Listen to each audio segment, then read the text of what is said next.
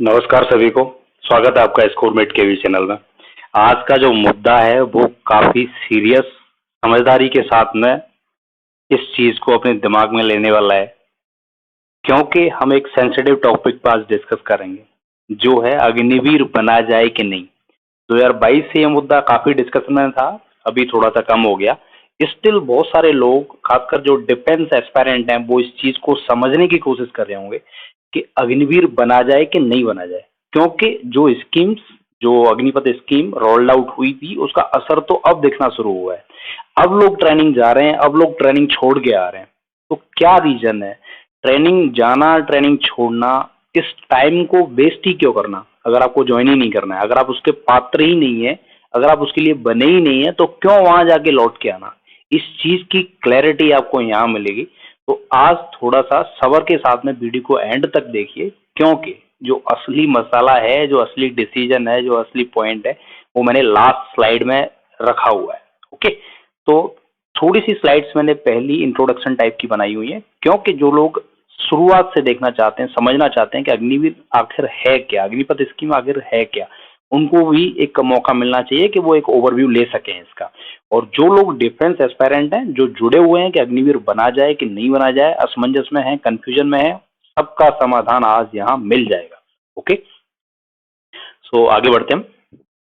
यहाँ क्लियर होगा अग्निवीर बनना है कि नहीं, और वास्तविकता में आज क्लियर हो जाएगा आपके लिए कि यहाँ आपका डिसीजन पॉजिटिव रहने वाला है या फिर आप अपनी डायरेक्शन चेंज करने वाले हो। और डायरेक्शन चेंज करोगे तो क्यों करोगे, और अगर कंटिन्यू करोगे अग्निवीर बनने के लिए तो उसके भी रीजंस यहाँ पे हैं। मैं आगे बता देता हूँ कि मैं किसी की तरफदारी नहीं कर रहा कि आप बनो कि नहीं बनो, मैं बस रीजंस पुटअप कर रहा हूँ आपके सामने, लॉजिक दे रहा हूँ, समझदारी भरे हुए कुछ सवाल जवाब आपके दिमाग में छोड़ रहा हूँ कि ये कारण है, आप ये करोगे तो आप ये पालोगे, ये करोगे तो ये पालोगे, आप एलिजिबल हैं इसके या नहीं भी, ये आपको क्लियर रखने के लिए ये आगे मुद्दा मैं डिस्कस करके आपको बताऊंगा। अपने दिमाग में ही आप ये इसका उत्तर पा सकते हो कि हाँ भाई मुझे बनना है कि नहीं बनना है। चलो आगे बढ़ते हैं। तो हिस्ट्री से समझते हैं। सबसे पहले शुरुआत कहाँ से हुई। बहुत पुरानी बात नहीं है, ओरिजिनली ये जो स्कीम है अग्निपथ रोल्ड आउट हुई है 14 जून 2022 को, हार्डली एक साल हुआ है अभी। और उसके बाद में अपनी जो ट्रेनिंग है वो स्टार्ट हो गई है, कुछ बैचेज हैं वो आना शुरू हो गए। आर्मी में सबसे पहले बैच गया था अग्निवीर का, फिर नेवी में, फिर एयरफोर्स में। तो सभी के मुझे लग रहा है आर्मी, नेवी, एयरफोर्स के अग्निवीर हैं वो एक बार पास आउट हो चुके हैं, पहला बैच पास आउट हो चुका है।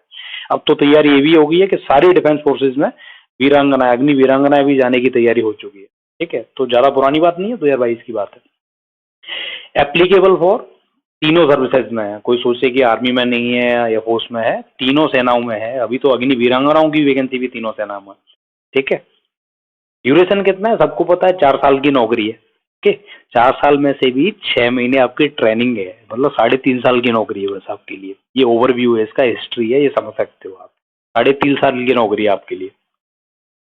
पर्पज क्या है इसका, क्यों लेके आई सरकार इसे अग्निपथ स्कीम को, क्या जरूरत पड़ी इसकी? तो सबसे पहली बात है यूथफुल प्रोफाइल बनाए रखने के लिए। अपनी जो डिफेंस है वो बूढ़ी ना लगे, उसका एजेड जो एज क्राइटेरिया है वो मेंटेन रहे, और अल्टीमेटली जो यंग बंदे हैं वो फौज में बने रहे। ये पहला मुद्दा है, पहला पर्पज है। दूसरा क्या है कि जो पेंशन लेके लोग चले जा रहे थे 15 से 20 साल की नौकरी करके और जीवन भर पेंशन ले रहे थे, वो जो बर्डन है, वो जो एक्सपेंडिचर है, उसको सरकार कम करना चाहती थी अल्टीमेटली। तो अभी मौका मिला अग्निपथ स्कीम से पेंशन खत्म कर दी। तो ये दो मुद्दे हैं, दो पर्पज हैं मोटे मोटे, और तो बहुत सारे रीजंस हो सकते हैं ये करने के, लेकिन ओवरव्यू में बता दे रहा हूँ आपको, पर्पज यही है इसका। आगे क्या है, बेनिफिट समझ लीजिए। बेनिफिट उस पॉइंट ऑफ व्यू से भी समझिए, हालांकि असली जो पॉइंट है वो मेरा लास्ट स्लाइड में रहेगा। बेनिफिट्स मैं आपको बता रहा हूँ कि फायदे क्या है अगर आप जुड़ते हो इस चीज से। आप जाना, आप अग्निवीर बनोगे कि नहीं बनोगे, आप बन सकते हो कि नहीं, ये वो वाली बात नहीं है, वो आगे हम डिस्कस करेंगे। ठीक है, आपको बनना है कि नहीं बनना है, फिलहाल हम बेनिफिट बस डिस्कस कर रहे हैं। पहला बेनिफिट क्या है, सैलरी है। सैलरी मतलब कुछ तो मिलेगा भाई। अब आप घर पे बैठे हो, कुछ नहीं कर रहे हो, 12th पास करके बैठ गए आप, तो अग्निवीर बन जाओ, कुछ तो मिलेगा आपको, पहला बेनिफिट है। समझ गए? दूसरे तरीके से समझा रहा हूं मैं, सीधी सीधी बात कर रहा हूं, ठीक है, जिससे आप अपना तार्किक लॉजिकल तरीके से डिसीजन ले सकें। दूसरा क्या है, इंश्योरेंस है। अगर आप सर्विस कर रहे हो और खुदा न खास्ता आपको कुछ हो जाता है ड्यूरिंग सर्विस, तो विदाउट पेमेंट एक भी पैसा आप इस इंश्योरेंस के लिए पे नहीं करोगे, और आपको अगर एक्सपायर हो जाते हो तो आपके घर वालों को, ऑब्वियसली आपके घर वालों को 48 लाख रुपए का पैकेज मिल जाएगा भाई। ठीक है, बेनिफिट है, बहुत बड़ा बेनिफिट है। तीसरा क्या है, मनी आफ्टर 4 ईयर्स। जब 4 साल बाद आप रिटायर हो गया होगे ना, तो 11,71,000 रुपए का पैकेज, लमसम अमाउंट, अग्निवीर का कॉर्पस जिसे बोल सकते हैं, वो आपको मिल जाएगा। ये कटेगा आपकी सैलरी में से, ठीक है। तो 11,71,000 रुपए आपको मिल रहे हैं, तो थोड़ा तो है, जेब गर्म होगी आपकी, फायदा उठा सकते हो इस पैसे का आप, तो ऑब्वियसली बेनिफिट है। दूसरा क्या है, चौथा नंबर का क्या है, आपका रिजर्वेशन है। रिटायर होने के बाद BSF, railway, SSC, J&K police, PSU और प्राइवेट सेक्टर और भी बहुत सारे सेक्टर है आपको रिजर्वेशन दे रहे हैं। ये अनाउंस हो चुका है, होम मिनिस्ट्री ने भी बता दिया है, और भी डिफरेंट स्टेट डिपार्टमेंट ने भी बता दिया है कि आपको रिजर्वेशन मिलेगा। आपको एक्स सर्विसमैन का कोटा नहीं मिलेगा, एक्स सर्विसमैन कंसिडर नहीं किए जाओगे आप लोग, लेकिन आपको कुछ नौकरियों में कुछ परसेंटेज वैकेंसीज आपके नाम पर रिजर्व करके रखी जाएंगी। वाकई बेनिफिट वाली बात है, रिजर्वेशन है तो आपके लिए। ठीक है, ये तो हमने बेनिफिट डिस्कस कर लिए जो अग्निपथ योजना से जुड़े हुए हैं। ठीक है, आगे बढ़ते हैं। लॉसेस क्या है, कुछ घाटे भी तो होंगे ना। लॉसेस क्या है, पहला जो लॉस है, रिटेंशन ऑफ अग्निवीर। भाई 100 बंदे जा रहे हैं, उसमें से 25 ही रहेंगे, 75 लौट के आ जाएंगे। ये तो क्लियर सरकार भी बोल दे रही है ना आपसे कि भाई 25 को ही लेंगे बस, हम 75 को नहीं लेंगे। तो सीधी सी बात है, 4 में से 3 तो बाहर होने हैं, एक ही बंदा आगे जाएगा। पहला लॉस आपका हो गया अगर आप 4 साल के लिए जा रहे हो तो। ऐसी नौकरी जिसमें सर्टेनिटी नहीं है चीज़ों को लेके कि हम पक्के भी हैं कि नहीं है, हमारा जो जॉब प्रोफाइल है वो आगे कंफर्म है कि नहीं। आगे नौकरी बार बार करने के लिए थोड़ी ना है कि आज पकड़ ली, कल दूसरी पकड़ ली, तीसरी पकड़ ली। भाई गवर्नमेंट में और प्राइवेट में यही तो अंतर था। तो अब ये प्राइवेटाइजेशन समझ सकते हो आप, रिटेंशन 25% का ही होगा। बेशक हो सकता है इसमें कुछ फ्लेक्सिबिलिटी सरकार लेके आ जाए कि 35%, 40% हम करेंगे करके, लेकिन फिलहाल तो 25% मान के चलो आप। ठीक है, सैलरी सैलरी है, ठीक है, कमाओगे आप, पैसे मिलेंगे जाने के बाद में, कुछ तो मिलेगा टाइप, लेकिन शुरुआत आपकी मात्र 21,000 रुपए से हो रही है। 21,000 रुपये मतलब अगर आपने ठीक ठाक एक बाइक ले ली, बढ़िया सा मोबाइल ले लिया और खर्चा पानी, तो कुछ नहीं है, वो कुछ नहीं मिलेगा आपको एक तरीके से। वो बराबर ही है 10,000 रुपये मान के चलो आप इसमें से। एक अच्छी बात ये मान सकते हो कि 9,000 रुपये का बीमा, जो आपका जो 11,71,000 रुपये इंश्योरेंस या फिर अग्निपथ कॉर्पस मनी मिल रहा है, वो उसमें से कट रहा है। तो 30,000 में से 9,000 30% मतलब सैलरी का वो कटेगा आपका। 21,000 एंड एंड सैलरी आपकी, जिसमें से आप खर्चा पानी करोगे तो 10,000 रुपये घर वालों को भेज सकते हो हर महीने के, जो कि वाकई बहुत ज्यादा कम है। तो लॉस ही कहूंगा मैं तो इसको। फ्यूचर क्या है, फ्यूचर मोर चैलेंजिंग है भैया। 4 साल नौकरी करोगे, उसमें से क्या है 25% में आ पाऊंगा कि नहीं आ पाऊंगा, ये 4 साल आपके दिमाग में चलता रहेगा। ये नहीं चलेगा, छोड़ दो, तो अगली नौकरी का चलता रहेगा कि मैं नहीं आऊंगा, चलो यहाँ आप क्लियर हो, तो आगे मैं क्या करूंगा। बेशक रिजर्वेशन है, सब कुछ है, लेकिन जाने के लिए कुछ तो मेहनत करनी पड़ेगी, कहीं तो पापड़ बेलने पड़ेंगे, कहीं तो फॉर्म भरना पड़ेगा ना। तो फ्यूचर क्या है, मोर चैलेंजिंग है, obviously more challenging. Defence life it's not so cool.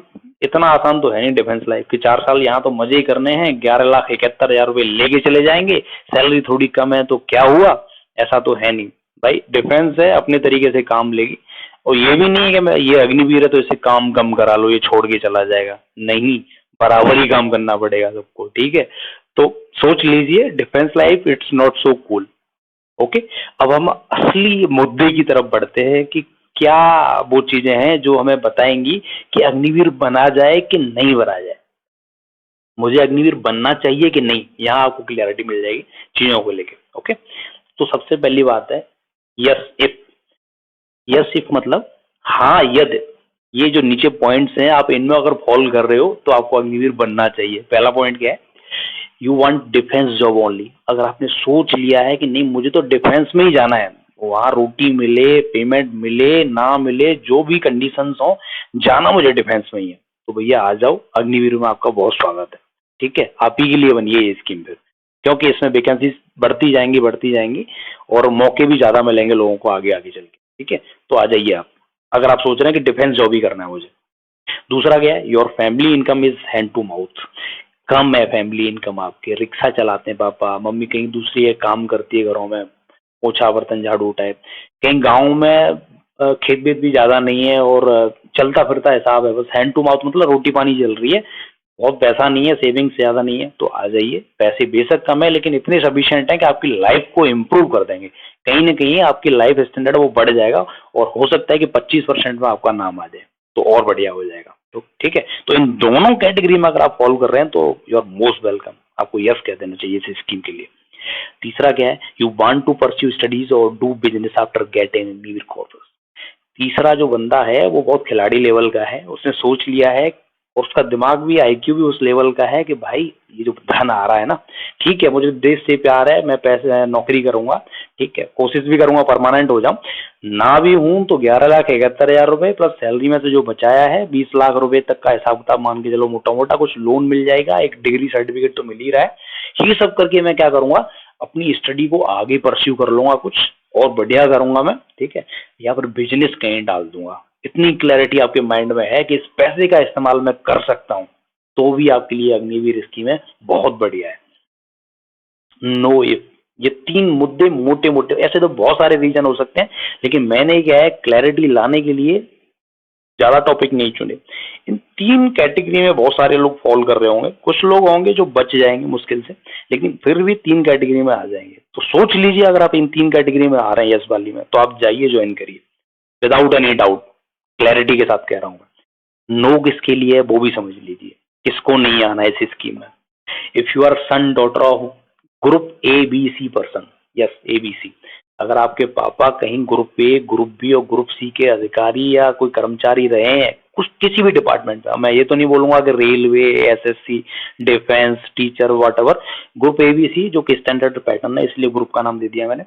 कहीं पे भी अगर आप सरकारी कर्मचारी रहे हैं, आपके पापा मम्मी, ठीक है दोनों के लिए बोल रहा हूँ मैं, और आप या वीरांगना में आना चाहते हैं या फिर अग्निवीर में आना चाहते हैं, दोनों के लिए ये एप्लीकेबल है। अगर कोई भी आपका ग्रुप एबीसी अधिकारी रहा है घर में से मम्मी पापा, तो ये स्कीम आपके लिए नहीं बनी है, ऑब्वियसली उतनी लुभावनी नहीं है, आप और बेटर कर सकते हो, आपकी फैमिली की कंडीशन बढ़िया है, दूसरों को चांस दो।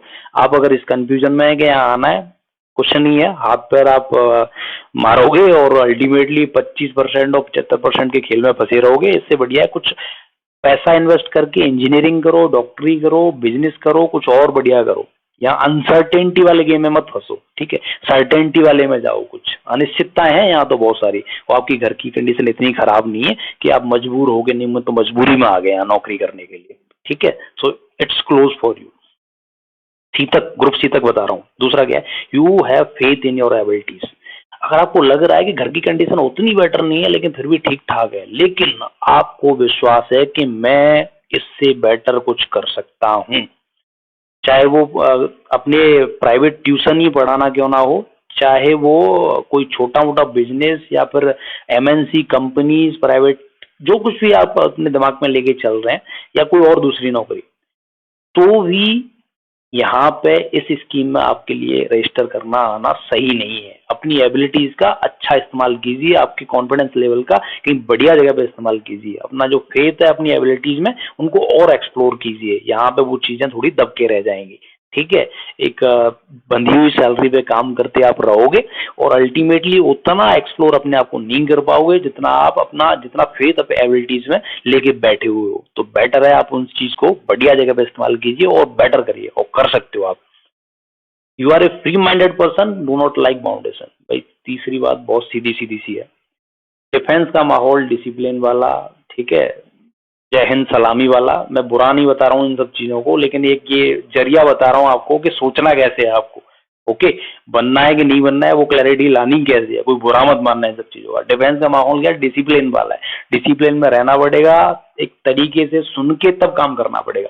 अगर आप ऐसे बंदे हो कि नहीं भाई मैं तो अपने दिमाग का इस्तेमाल करता हूँ, ज्यादा मुझे टेंशनबाजी नहीं चाहिए, लाइफ थोड़ी फ्री चाहिए, फ्री माइंड चाहिए, ठीक है, टाइम चाहिए मुझे अपने लिए, अपने घर वालों के लिए, तो ऑब्वियसली आप मत आइए यहाँ पे, क्योंकि जब 4 साल आप रहोगे तो चक्की पीसिंग उसका होगा आपका कि मैं परमानेंट हो पाऊंगा कि नहीं हो पाऊंगा। 4 साल के बाद में कहीं आप सोच पाओगे कि अब मैं क्या करूं अगर परमानेंट नहीं हुआ, तो आप टेंशन में ही रहोगे यहाँ पे आगे, ठीक है। एक पैर आपका क्या रहेगा, गड्ढे में ही रहेगा। तो अगर आप इस नेचर के, इस कैटेगरी के आदमी हो, सोच लीजिए आप मत आइए यहाँ, ठीक है। तो मैंने कैटेगरी वाइज आपको क्लियर करने की कोशिश करी है और क्लियर किया है आपको, ठीक है, कि आपको क्यों आना है और क्यों नहीं आना है। विचार कीजिए, सोचिए। अगर हम इन सब कैटेगरीज में फॉलो कर रहे हैं, बिलीव मी, एक एक्सपीरियंस के साथ इन सारी चीजों को मैं आपके सामने रख रहा हूँ, ऐसे ही मैं नहीं रख रहा हूँ। एक समाज में लोगों से जुड़ के ये समझने की कोशिश करी है मैंने कि कौन लोग आते हैं, कौन नहीं आते, किसको आना चाहिए, किसको नहीं आना चाहिए।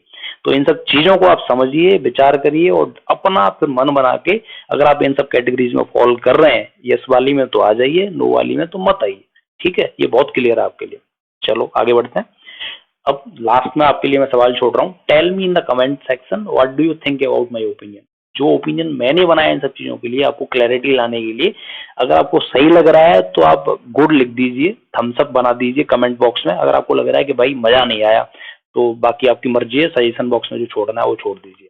ठीक है, तो मेरे हिसाब से आपको क्लैरिटी आई होगी चीजों को लेकर, फायदा तो आपको हुआ होगा, तो उसी हिसाब से आप रिप्लाई कमेंट बॉक्स में डाल दीजिए। So thanks for watching. If you want such type of update other than this also, I regularly make general knowledge videos or current affair knowledge videos on this channel ScoreMate KV, so you can regularly watch them. And I also make videos in between which are like mind blowing, or which force you to think about the things। ठीक है, तो ऐसा अगर कुछ pattern आप समझते हो और ऐसी जीएस जीके से, करंट अफेयर से जुड़े रहना चाहते हो, ठीक है, तो ये जो चैनल है स्कोरमेट के भी, इसको सब्सक्राइब कर लीजिए। फिलहाल thanks for watching this video, thank you very much.